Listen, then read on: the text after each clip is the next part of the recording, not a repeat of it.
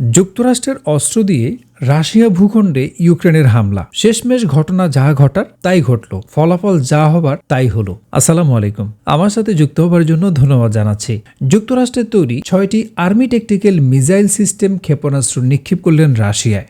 Biden আঙ্কেলের জটিল ফাঁদে পা দিয়ে বিপদ ডেকে আনলেন জেলেনস্কি। এই বেচারাকে নিয়ে আফসোসই হয়। নিজের আক্কেল জ্ঞান ব্যবহার না করে আমেরিকার বাইডেন আঙ্কেল কি বলল? এরপর একটা ইউরোপের দেশ তার দেশের নাগরিকদের বিপদে ফেলে বারবার ভুল সিদ্ধান্ত নিচ্ছে। তো কি মনে হয় আপনাদের? পুতিন কাকা কি বসে বসে আঙ্গুল চুষবেন?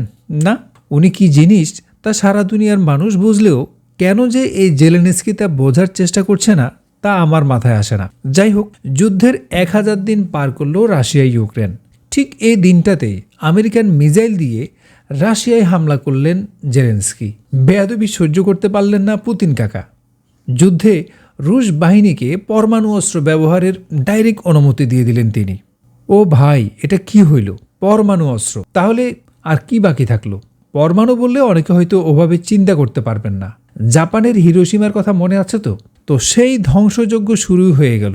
এই শুট বুট পরা অসভ্য পশ্চিমা মানুষগুলো শান্তিমতো 2024 সালটা শেষ হইতে দিল না। ভেজালটা কে লাগাইল? Biden uncle. এই বুড়া বয়সে ভীমরতি 81 বছর বয়সের কোনো বিশ্বনেতার কাজ এটা হইতে পারে?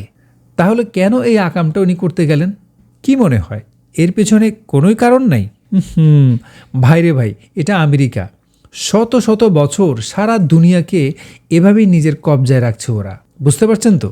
খুব চালাকির সঙ্গে বড় ভাই সাজে, নিজে যুদ্ধ করে না, কিন্তু কখন যে কার সাথে কার যুদ্ধ লাগাবে তা বোঝাই মুশকিল। যেটা বলছিলাম, আর মাত্র কদিন পরেই হোয়াইট হাউসের চেয়ারে বসার কথা ট্রাম্প আঙ্কেলের। অনেকেই তাকে খ্যাপাটে বললেও আমার কাছে কিন্তু অনেকটা গোছালো মনে হয়। কেন কথা বলছি?